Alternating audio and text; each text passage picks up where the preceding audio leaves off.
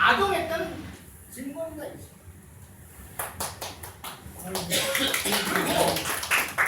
그리고 그 당시 우리 백성들은 일제로부터 해방과 동시에 독립을 원했지만 무엇보다도 우리 신탁통치 안에 대해서 강한 거부 반응을 일으켰던 원인이 있습니다. 그거는 36년 동안 일본에게 종살이를 했는데 자주독립국가가 건설되면 우리 스스로 우리나라를 세워야 되겠다는 그 벅찬 가슴은 이루 막을 수가 없어요. 그런데 이게 또다시 강대국에 의해서 우리가 또다시 식민지배를 당한다. 이건 도저히 정서상으로 받아들일 수가 없었어요. 따라서 이승만이 오고 김구 선생 선배들은 그 당시 좌파 정권이었던 조선인민당에서 한 목소리에다가 신탁통치 반대, 모스크바 3.3회의 결정 거부라는 청명을 합니다. 그리고 온 백성 전체가 신탁통치 반대 운동이 제2의 독립운동이라고 생각해갖고 들불처럼 거세게 일어나게 됩니다. 그래가지고 조선일보와 동아일보의 이 친미신문들이 악의적인 왜곡 보도와 그 허무맹랑한 이런 악선적 내용을 해갖고 우리 조선 민중들이 그야말로 증오심과 분노에 차 있어가지고 좌익 세력들은 무조건 신탁통치를 찬성하는 사람들로 매도해가지고 엄청난 유혈 사태뿐만 아니라 남한 사회 전체가 보다시피 어마어마하게 혼란 전국으로 몰아가게 됩니다.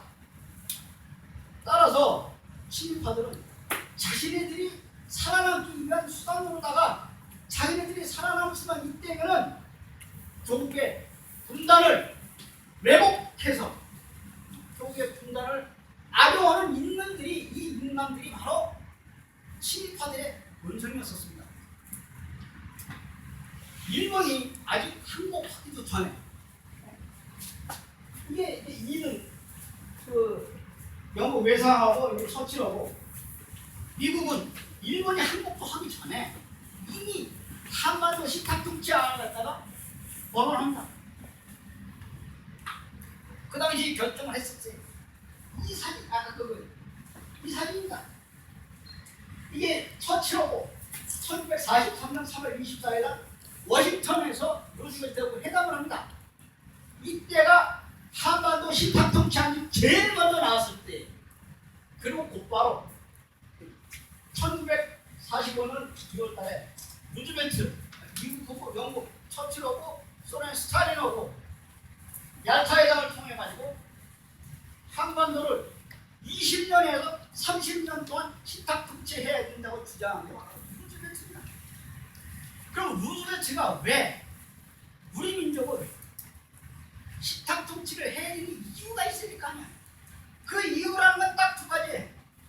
첫 번째 뭐냐면 우리 한국 사람들은 조선왕조 시대에서 바로 일제 식민지로 넘어갔기 때문에 민주주의를 해본 경험이 없습니다. 두 번째는 나라를 통치할 문제들 따라서 소련하고 미국이 향후 20년에서 30년 동안 다시 우리 한반도를 식민지화해야 된다고 선언합니다. 그러니까 스탈린이 20년에서 30년이 넘긴다. 신탁통치는 짧으면 짧을수록 더 강하게 반대를 합니다. 그래서 결국은 이게 이제 나옵니다만 한국은 그 미국이 이 스탈린이 그렇게 주장을 하다 보니까는 그럼 좋다. 한국을 오늘 저기 임시정부를 세워갖고 한국을 다시 자치 정부를 세워서 통치하는 걸로 하자고 했습니다. 그래서 그 당시에 이 합의를 본 거에 이게 소련의 주장에 의해서 합의가 나온 겁니다. 스탈린 주장은 딴 거 아니에요. 간단하게 설명드릴게요. 복잡하게 생각하지 마세요. 왜? 한국에 독립을 할 수 있는 기초를 다지기 위해서 임시정부를 세워서 임시정부가 직접 한국을 통치하게 하자. 따라서 말이 식탁 통치지 실질적으로 한국이 직접 통치하기 때문에 한국인의 주권을 침해하지 않는다 라고 강력하게 스탈린이 주장을 했어요. 그러니까 미국이 뭐라 그러냐면 무슨 소리냐, 최대 10년에서 5년간 그러니까 미국, 영국, 소련, 중국 4개국이 통치를 하자. 그러니까 스탈린이 다시 얘기합니다. 헛소리하지 마라. 이게 내가 이거 절대 맺는 거 아니게 이게 타스통신에서 나온 건데 이 자료가. 저는 자료 빼느냐고 무리게 힘들었어요. 왜? 이런 민감한 상황, 구체적인 자료가 있어야 되니까. 이게 타스통신에서 나온 내용이기 때문에. 그리고 그 소련이 한국에 임시정부를 세워갖고 한국인들이 직접 통치하게 하자고 딱 선언을 합니다. 그래서 결국은 소련의 주장대로 모스크바 삼상회의에서 한국을 5년간 식탁 통치할 때 그 식탁 통치 주체가 좌우합작의 임시정부다 라는 것이 모스크바 삼상회의에서 결정난 것이 딱 발표되자 가장 겁을 먹은 세력이 바로 친일파입니다. 왜? 좌우합작으로 임시정부가 들어서게 되면 가장 먼저 뭘 할까요? 친일파 청산부가 때문에 자기들이 도저히 살아남을 수가 없다는 것에 대해서 거의 공포에 질려버린 거예요. 이미 친일파들은 경험을 했습니다. 해방 직후 친일파들은 북한에 들어선 좌익 정권이 가장 먼저 한 게 뭡니까? 친일파 청산하는 걸 자기들이 봤기 때문에 좌익 세력하고 친일파들하고는 무모고 기름일 정도로다가 서로 맨수지간이 했었어요. 따라서 한국 정부를 직접 통치할 수 있는 좌우합작의 임시정부를 세워야 된다고 주장했던 소련 측 주장을 뒤집어 엎고 그 다음에 좌익 세력들을 갖다가 코너로 몰아넣기 위해서 군기에 몰아넣기 위해서 동아일보가 모스크바 삼상회의를 전혀 다른 각도로 거꾸로다가 소련의 주장으로다가 우리나라가 식탁 통치를 했다고 발표를 하니까 어떻게 결론 날까요? 식탁 통치 주장은 좌파 세력이고 즉각 반탁운동은 우익 세력이란 이 이분법이 성립이 되면서 우리 남한 사회가 엄청나게 혼란이 오게 됩니다. 해방 정국에서 미국이 파놓은 그 함정에서 우리는 빠져나오지 못한 채 미국의 주도대로 식탁 통치 찬성하는 빨리 자익이라는 논리가 정당화되면서 해방 이후 지금까지 좌익과 우익과의 이념 대립이 친일파 청산 주장하면 무조건 빨리로 보는 이것이 근원이 여기서부터 시작됐습니다. 왜? 미국에서 뿌리가 내린 게 지금까지 온 거예요. 다음은 아까 김덕태 선생님께서 대표님께서 말씀 주신 대로 친일파 부활이 아니라 친일파를 내주는다는 그 표현이 옳으신 말씀입니다. 저는 좀 이렇게 좀 순화해서 했는데 그 친일파들이 어떻게 활기를 치게 되는지 그 과정을 좀 구체적으로 말씀드릴까 해요. 일본이 패망하고 난 다음에 패망했을 때 필요합니다. 일본분들이 이거 한국 선언하는 거 이거 나중에 들은 거예요. 그런데 거기서 일본이 패망하고 난 다음에 자 봅시다. 일본 침략의 상징이 조선 총독부인데 일본이 망했으면 조선 총독부가 망했으면 일장기가 내려오고 당연히 태극기가 올라가야 되는 거 아닙니까? 소리가 그리고 그다음 이 정명군 사령관 하지가 일본 마지막 총독 아베 노부유키에게 뭐라고 얘기해요? 이제 정권을 인수받는 건데 이게 아베 노부유키에게 정권을 인수받는 과정에 물어봐요. 조선 친일파들을 어떻게 처단했으면 좋겠냐? 라고 물어보니까 아베 노부유키가 말하기를 세 가지 조언을 합니다. 조선 친일파들은 조선 총독부에 근무했던 친일파들은 행정력이 뛰어난 우수한 인재들이다. 그리고 두 번째, 그들은 미국 유학을 갔다 왔기 때문에 영어 실력이 대단합니다. 세 번째, 조선 친일파들은 일본을 위해서 훌륭하게 법률 시행을 했다면 이제 미국, 일본에서 충성을 다했다면 이제 미국 당신네들에게도 충성한 준비가 됩니다. 그리고 이 친일파들은 반공주의자라는 걸 강조합니다. 따라서 미국이 이 친일파들을 다시 등용해 쓰지 않으면 안 되겠도록 미끼를 던져요. 일본 놈들이 이렇게 무서워요. 그리고 아베 노부유키는 친일파들을 친절하게 친일파로 둔갑을 시켜가지고 우리나라를 떠나면서 거의 우리나라에 대해서 저주에 가까운 발언을 합니다. 우리 일본은 패망했지만 결코 조선이 승리한 것이 아니다. 내가 장담하건대 조선 사람들이 정신을 바짝 차리고 과거 찬란했던 조선의 옛 영광을 되찾으려면 100년이라는 세월이 걸릴 것이다. 나 아베 노부유키는 반드시 돌아온다고 악담하고 돌아왔습니다. 그런데 그 악담이 정확하게 맞아떨어져가지고 지금 우리가 분단된 지 70년 동안 남한에는 분열과 대립과 갈등 속에서 친일파들이 모든 정권을 장악해왔고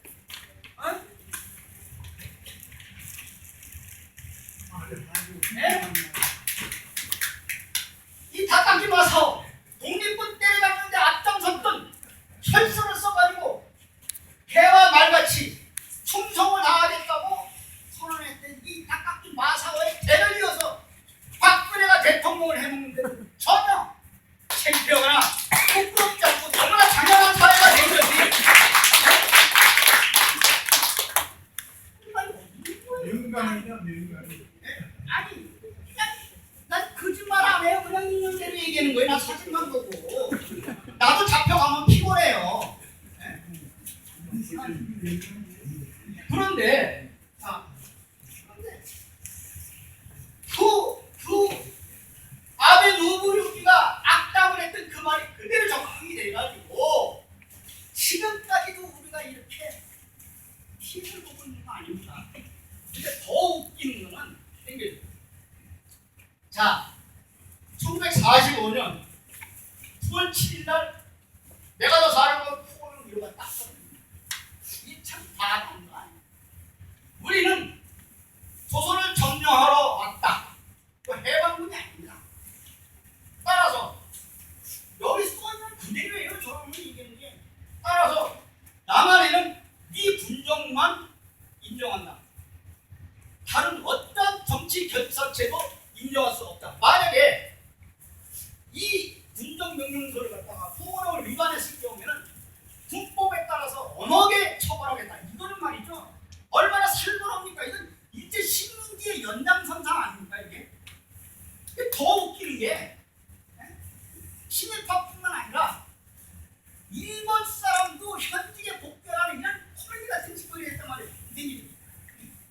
이게 그냥 이게 저는 그냥 보고 이제 제가 설명으로 그냥 사진이다.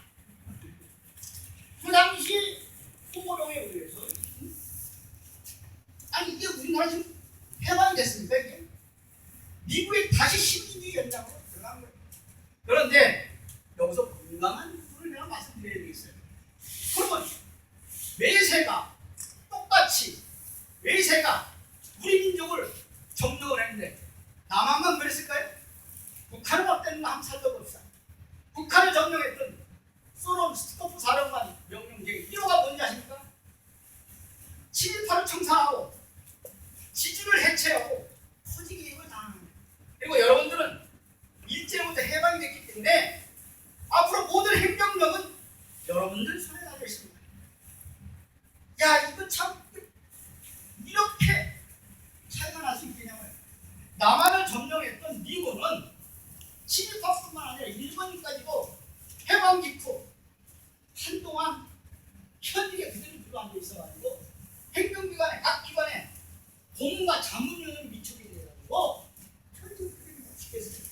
아니 일제 때 우리 민족을 그렇게 학살을 하고 우리 민족을 그렇게 괴롭혔던 그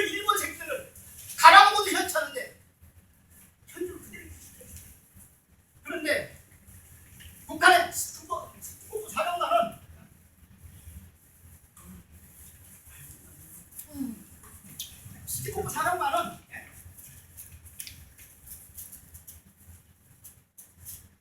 인민위원회를 조직을 합니다. 그 당시 인민위원회라는 것이 다른 게 아니라 여기 지금 나온 영화 조만식 선생은 여러분 다 아시다시피 조선의 깐데 대단한 인물입니다. 민족주의자고 독립운동가. 조만식 선생을 비롯해서 무수히 많은 독립운동가들을 중심으로 해가지고 인민위원회를 구성을 했고 주민들이 직접 나와서 다 투표를 해갖고 인민위원회를 구성을 해요.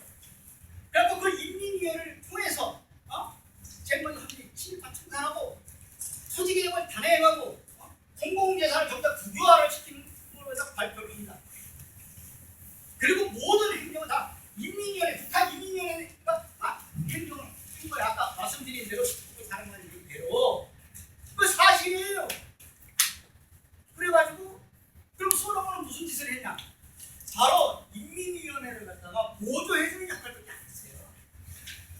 그리고 그 당시에 이게 지금 지켜는 거예요. 그 당시에 북조선 인민위원장으로 선출된 사람이 바로 누구냐면 김일성입니다. 그 김일성이는 독립운동가 다 하잖아요. 옛날에 박정희쌤 뭐 가짜니 어쩌니 뭐 이거 소리 그런 거. 아니 가깝게 와서 지가 빨리 이거 빨리요. 그리고 지가 친일파가 천황한테 편성까지 했으면 그런 컴플렉스 때문에 자기 농법으로 자기 이거 북한 김일성을 다 깎아내려 가짜라고. 아주 그건 아닙니다. 그래서 김일성 장군을 북조선 인민위원장으로 선출한 거야. 그래갖고 김일성이가 제일 먼저 한 일이 뭐냐면 스티코프 사령관의 정책에 따라서 제일 먼저 한 일이 친일파 청산. 두 번째 지지들을 해체해가지고 지지들이 갖고 있었던 토지를 몰수를 해서 토지개혁을 나눠야 돼. 자, 일제 때 지지는 부유층은 100% 친일파입니다. 따라서 북한에 있는 지주 이 부유층 이 친일파들이 공산정권의 재산을 몰수당하다 보니까 그 사람들이 다 어디로 옵니까? 남한으로 내는 거예요. 근데 남한에서는 이 사람들 갖다 쌍수를 들고 이 군정에서 활용을 한단 말이에요. 그러니까 그 사람들이 만든 조직이 뭡니까? 그 유명한 친일파들로 구성된 조직이 바로 이번에 박근혜 정권에서 또 탄생하더라고. 지난번 세월호 때. 이게 뭡니까? 서북청년단. 서북청년단이라는 이 빨리 조직이 아닌 이것들이 이 친일파들 미국은 이 친일파들이 이렇게 활동으로 쌍수를 들고 그들을 갖다가 미 군정에서 보호해 키운 거예요. 친일파. 네? 미국이 점령한 남한은 그야말로 친일파들이 천국이 되었고 친일파들은 생존의 문이죠. 미국이 통치하는 남한의 기본 정책이 친일파 청산이 아니라 친이냐 반미냐가 가장 중요한 가치 기준이었습니다. 미국은 친일파 청산을 통해서 우리 민족의 민족 정리를 갖다 바로 세우는 데는 관심조차 없이 오로지 미국의 국익을 위해서 북한 친일파하고 남한 친일파들 대거 등용해 써가지고 그들의 출세기를 보장해주면서 반공주의를 등급시켜 북한의 공산체제하고 같이 대립하기 위해서 친일파들을 등용했습니다. 친일파들은 일제시대 때 일본 놈들에게 충성하고 그리고 이 분명히 들으니까 미국에 과잉 충성을 하면서 자기네들이 살아남기 위해서 애국자로 중독을 해가지고 무수히 많은 사람들을 갖다 죄 없는 사람 빨갱이로 뭐라고 작사를 낸 거 아닙니까? 그 중에 빨갱이로 모르는 1호가 누군지 아십니까? 독립군들의 독립군 때려잡는 거. 내가 내가 볼일이 흐트러질까봐 더 이상 끊겠어요. 할 얘기가 너무 많은데 이 친일파들 진짜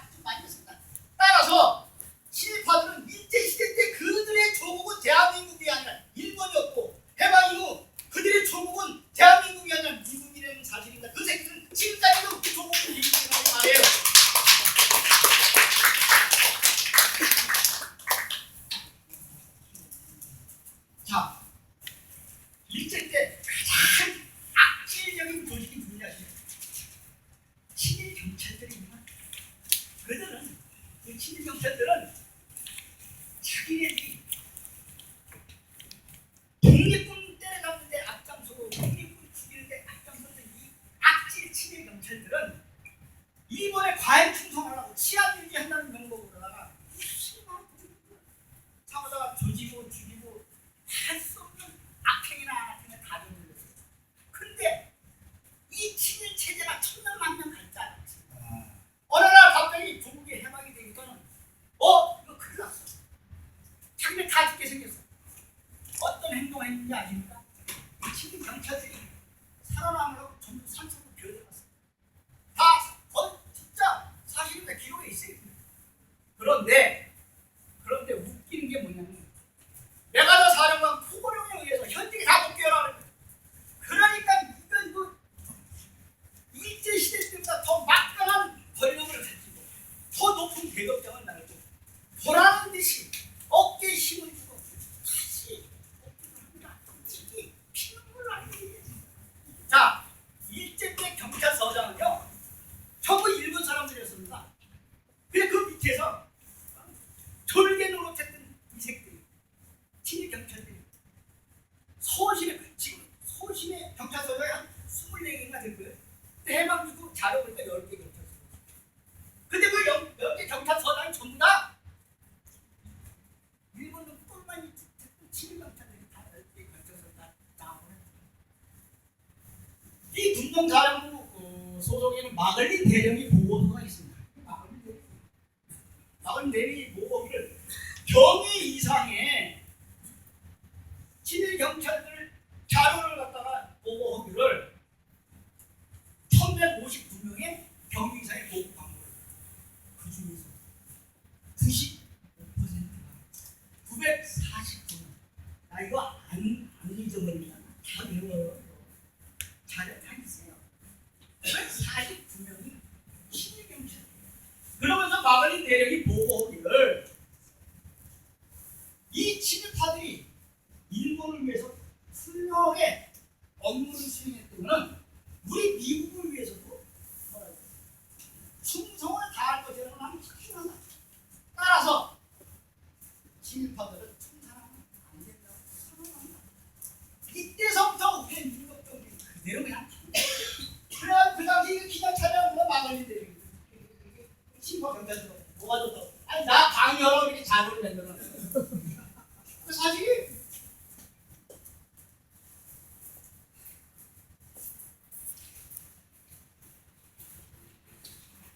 이렇게 되니까 이 친일 경찰들이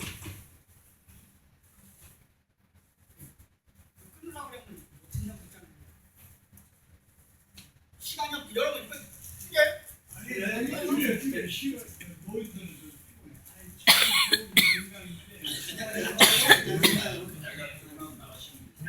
그냥 해.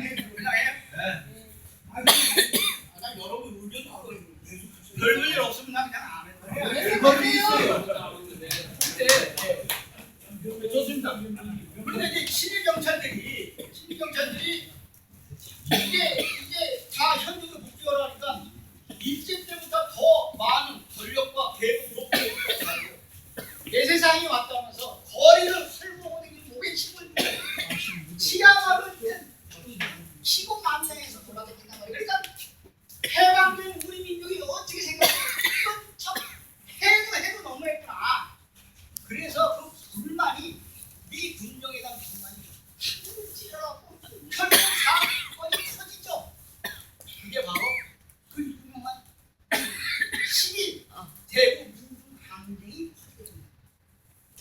대구 민중항쟁이 터지게 됐던 그 발단은 어디서 나오냐면은 이 친일 경찰들이 일제시대 방식 그대로 일제 때 농민들 때 쌀을 그냥 걷어간 게 강탈해 갔잖아요. 세부가 공출해 간다고 그게 맞습니다. 그냥 긁혀간 거죠. 아니 이게 무슨 해방이 됐어? 미국에서도 일제 해방 했던 미국이 또 와서 똑같은 짓을 또 해? 그러니 결국은 팔아 수밖에 없죠. 그래가지고 조선 청년들이 그 당시 악질 친일 경찰 7명을 붙잡아갖고 그냥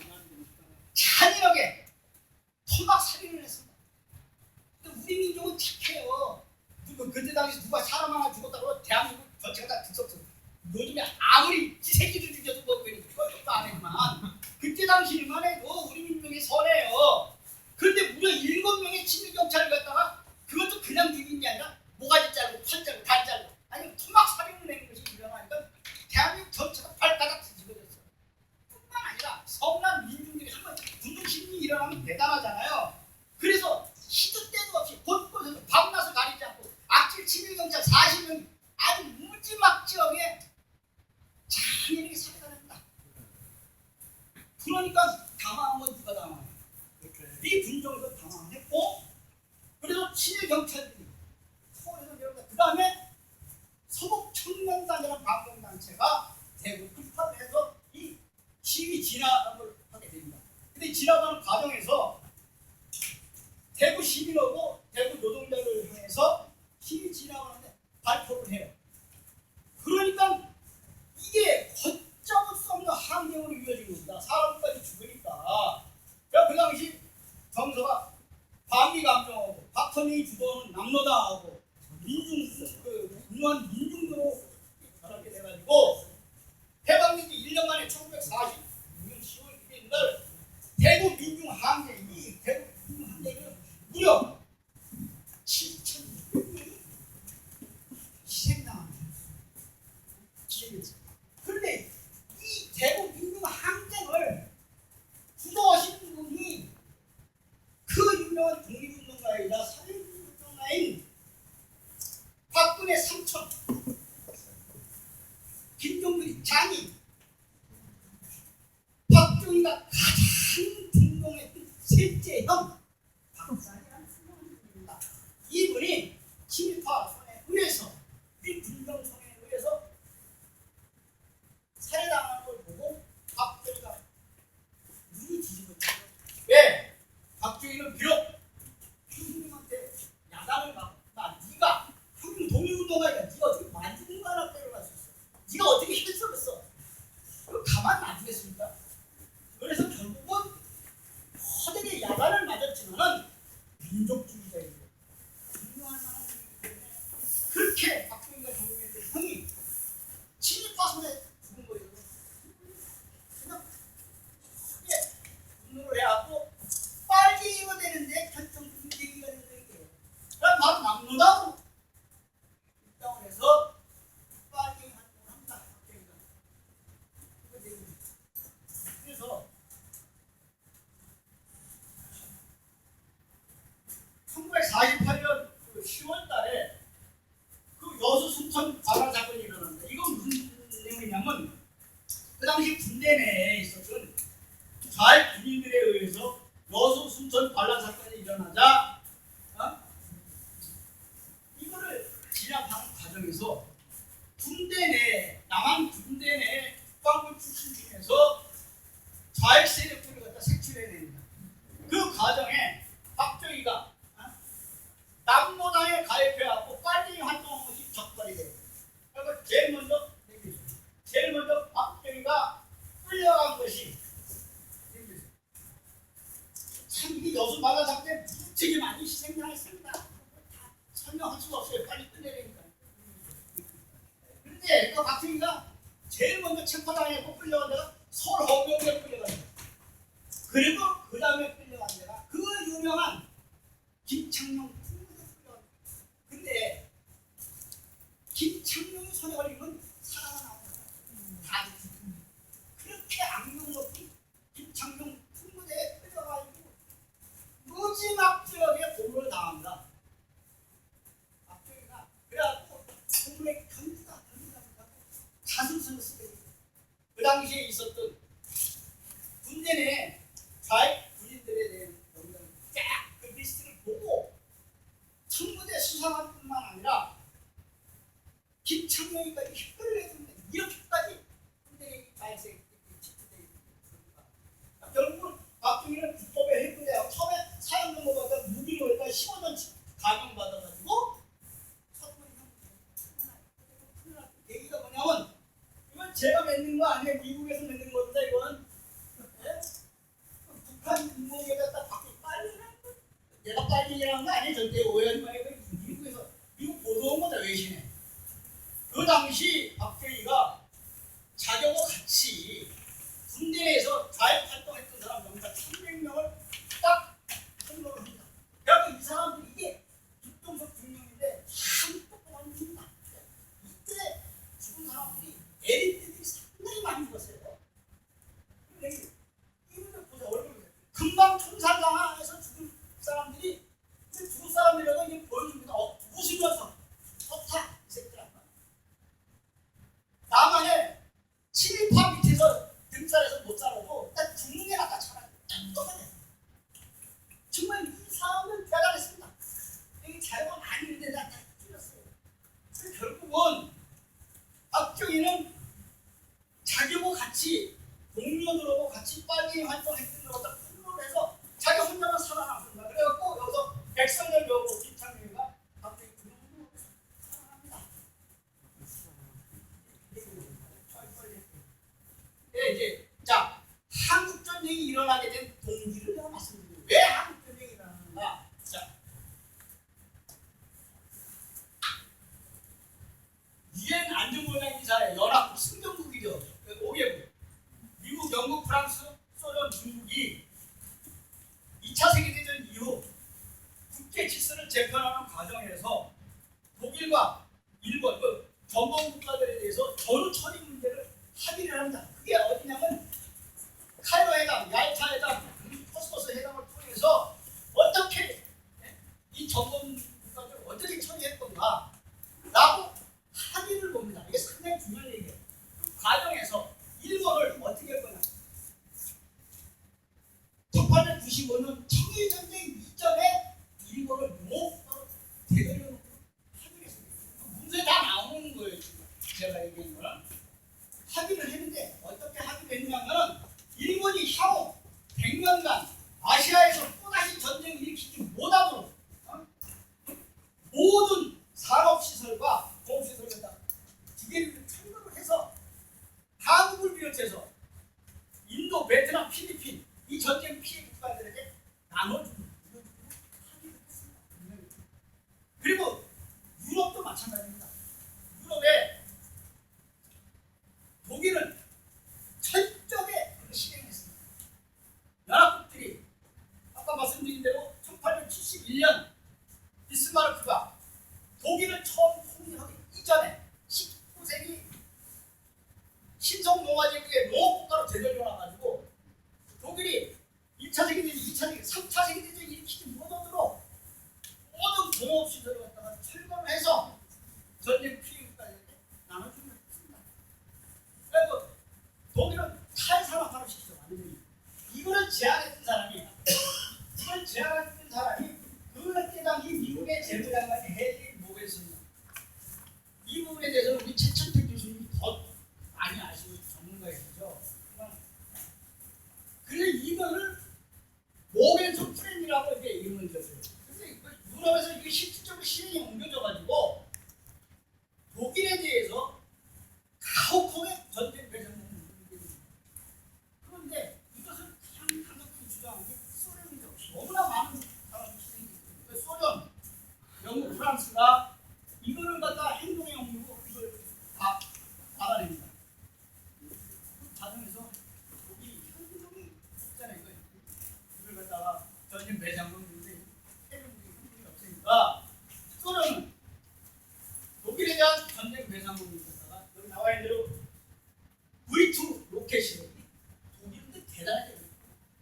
V2 로켓 시설 기술에서 최첨단의 보험 기술이 기계를 뜯어서 갑니다. 그리고 제일 중요한 건 독일 과학자들 그 결과물로 나타난 것이 바로 이게 1940년 8월 20일 카자흐스탄에서 핵실험을 성공합니다. 최초다. 소련이 이렇게 되니까 어떤 일이 벌어지냐. 지금까지 미국이 핵무기 독점 시대가 왔었는데 미국도 언제든지 소련으로 하여 핵공격을 당할 수 있다는 공포감 속에서 20세기 중반부터 미국과 소련 간의 스타워즈 별들이 점이 무한대 무기 경쟁 체제가 들어가고 그러면서 2차 세계대전이 끝난다 동시에 미국과 소련 간의 냉전이 시작합니다. 상당히 여기서 우리 당시에 소련은 미국과 영국, 프랑스 같은 연합국으로서 독일을 패망시키는 데 아까 말씀드린 2,000명 이상의 사상자를 내는 가장 큰 희생을 치르고 2차 세계대전 중단시키는 최고 분모자였었는데 2차 세계대전이 끝나자 소련은 다시 서방 세계의 적국으로 돌아서게 됩니다. 그 당시 동유럽에 헝가리, 폴란드, 루마니아, 체코, 동독이 소련의 지배하에 들어가게 되니까 동유럽화가 그러니까 유럽은 또다시 나폴레옹의 뒤를 이어서 히틀러의 뒤를 이어서 또다시 스탈린에 의해서 전 유럽이 전쟁의 공포에 휩싸이게 되니까 바로 이게 서유럽의 전후국고 정책이 마샬 정책을 핍니다. 그리고 이 마샬 정책이라는 것은 소련의 공산주의 팽창을 저지하기 위해서 서유럽 국가들이 연대를 해가지고 팽창 정책을 저지하게 돼요. 그런데 그 같은 시기에 동양에서는 목택동이가 이끄는 중화인민공화국 공산당의 중국 군부를 장악하고 결국 장개석을 대만으로 냈죠. 그럼 자 세계에서 땅굴에 제일 큰 나라가 소련, 그 다음에 큰 나라가 중국. 전 세계 거의 절반 이상을 이 양대국이 공산화 진행되니까 그러지 않고 소련 때문에 유럽에서는 공포에 전쟁의 공포에 휩싸이게 되는 이게 아시아 전선으로 넘어오게 되는 거죠. 그러니까 바로 미국 주도하에서 아까 말씀드린 대로 카이로 회담 때 일본에 대한 가혹한 전쟁 배상금을 물어내고 합의를 했는데 이거 일단 완전히 소련과 중국과 합의했던 이 내용들 완전히 없었던 걸로 다 취소합니다. 그럼 메가다가 사람들이 얘기하기를 일본에다가 전쟁 배상금을 물리게 되면 일본 경제가 붕괴가 돼가지고 일본이 공산화가 될 수 있다. 그러므로 한국 전쟁이 한참 진행 중인데 이게 샌프란시스코 항아리니까 한참 전쟁이 진행 중인데 미국이 1951년 9월 3일날인가 7일날 그날 일방적으로 일본에게 샌프란시스코 강화 조약을 맺어가지고 일본에 대한 전쟁 배상뿐만 아니라 모든 기득권을 포기하는 선언을 합니다. 이 샌프란시스코 강화 조약의 성격은 청일전쟁 당시에 일본이 이기자 중국한테 막대한 전쟁 배상금을 물리는 내용하고 똑같이 일본에 대해서 태평양 전쟁의 패전국이자 태평양 전쟁을 일으킨 침략국으로서 전쟁을 일으킨 책임을 물어왔고 막대한 전쟁 배상금을 물리기 위한 강화조약이 진행하고 있는데 느닷없이 미국이 왔고 다 없었던 걸로 해. 그럼 가만히 있겠어요? 누가? 승전국이 연합국 소련하고 중국이 가만히 있겠냐고. 뿐만 아니라 한국을 비롯해서 베트남, 필리핀, 인도 이런 나라들이 그냥 들고 일어난 거예요. 말도 안 된다. 일본도 왜 이게 면접을 주느냐? 나보다 미국이 그냥 한 방에 뭐 묵살해갖고 그냥 샌프란시스코 강화조약을 체결합니다. 그 결과가 지금까지도 내려오고 있는 거예요. 일본 정부는 주변국의 전쟁 피해 국가들에게 사죄하기는커녕 태평양 전쟁의 전범들이 합사되어 있는 야수꾼 신사를 당당하게 참여를 하고 정신대 할머니들은 돈 벌기 위해서 스스로 왔다고 하고 독도가 일본 땅이라고 그러고 역사 왜곡뿐만 아니라 이런 말할 수 없는 망행을 저지르는 것이 바로 미국이 일방적으로 일본에게 샌프란시스코 강화조약을 체결한 그 결과물이 이렇게 나타난 겁니다. 그럼 좋습니다. 미국이 왜 전쟁 피해 국가들이 그렇게 반대하는데도 불구하고 일본에 면죄부를 주고 샌프란시스코 강화조약을 일방적으로 체결했느냐? 그 이유는 동북아의 군사 방위 전략에 의해서 한국을 비롯한 전쟁 피해 국가들이 그렇게 반대했는데도 샌프란시스코 강화조약을 낸 이유는 금방 말씀드린 대로 한국을 전쟁의 희생으로 삼아서 일본을 경제 대국으로 만들기 위해서 국민적으로 희생시키는 거예요.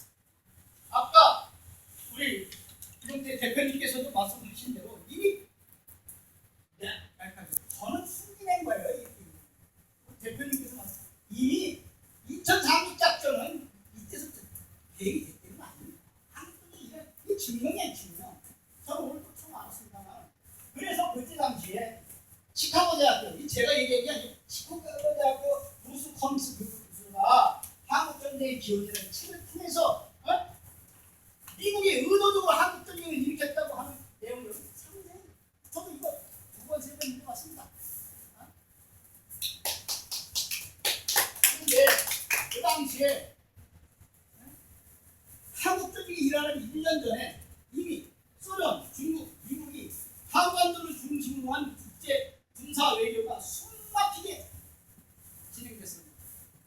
첫 번째, 정확하게 날짜까지 찍어서 말씀드릴게요. 첫 번째 근거가 미국이 한국을 갖다가 전쟁의 희생으로 삼았던 첫 번째 근거가 1949년 6월 29일 한국전쟁이 일어나기 딱 1년 전에 남한에 600명의 미 군사 고문단만 남겨놓고 미국을 완전히 철수시킨다. 그때 당시 보도에 동아일보. 두 번째 행렬이 요거 미국 철수한 지 6개월 만에 1950년 그러니까 한국전쟁이 일어나기 딱 6개월 전에 1월 24일 날 쌌어요. 그 당시 미국 국방부 장관이 에치슨 장관이 폭탄 선언을 합니다. 그 유명한 에치슨 라인은 이 내용이 뭐냐면 여기서 여기 그림이 나와 있듯이 소련과 중국의 사냥꾼이 들어가 있는 한국하고 일본을 보호하기 위해서 우리가 흔히 얘기하는 핵우산이라고 해서 알고 있습니다. 왜냐면 우리가 공격을 당하거나 일본이 공격당하면 미국이 직접 먼저 폭탄을 떨어뜨려가지고 우리를 보호해준다는 이게 에치슨 라인입니다. 근데 거의 의도적으로 한국을 빼요. 한국 전쟁을 일으켜도 핵공격 안 하겠다는 거랑 마찬가지예요. 그러니까 이게 김일성이가 오판한 거예요. 미국이 남한에서 미국을 철수를 해? 미국이 에치슨 라인에서 한국을 제외시켰어? 야 이거 남침할 수 있는 저의 기회 아니냐? 판단을 오판할 수 있잖아. 그래서 에치슨 라인이 딱 거짓을 한 다음에 바로 1950년 4월 10일 날 소련은 이제 김일성이가 소련을 받는 거죠. 모스크바에 가고 스탈린한테 자 지금 남한에 미군이 철수해갖고 군사력을 뻥 뚫린 상태다. 우리가 남한을 침략할 수 있는 저의 찬스가 왔으니까 소련이 남한 침공을 위해서 군사적 지원을 해달라고 요청을 합니다. 그런데 스탈린이 이걸 받아들였을까요? 거부합니다. 거부한 이유는 뭐냐면 만약에 소련이 북한에다가 군사적 지원을 하게 되면은 미국과 3차 세계대전으로 일어나는 걸 갖다가 확정된 걸 방지하기 위해서 이걸 거절합니다. 그 대신에 소련이 중국에다 외교 문서를 보내갖고 중국이 북한에 군사적 지원을 할 수 있도록 외교 문서를 보내는 거예요. 그만에 김일성이가 다시 내려와가지고 목택 쪽에 갖다 방문을 해줘. 이게 5월 14일이에요. 한국전쟁이 일어나기 한 달 전이지.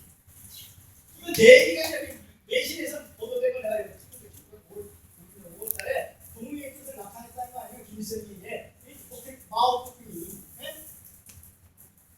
이놈도 잘했어. 잠깐. 그래서 치지 마시고 제 얘기는 뭐냐면 목택조리가 여기서 중요한 건데 이것만 가지고 또 한가없이 설명할 수가 있는데 믿겠어요. 왜냐하면 목택조리는 김일성이가 생명의 원인입니다. 근데 이 당시 중화인민공화국이 탄생된 지 1949년 10월 1일인데 불과 6개월 정도밖에 안 되는데 새로운 독립국가가 생긴 지 얼마 1년도 안 됐는데 군대를 갖다가 북한에다 지원했는다. 그거 할 수 있겠어요? 그거? 그런데 그게 가능했던 이유가 뭐냐면 그만큼 독립군들이 조선의용대, 최년, 무정장군, 윤세조 눈물 나요. 윤세조 우리 독립군 조선의용대만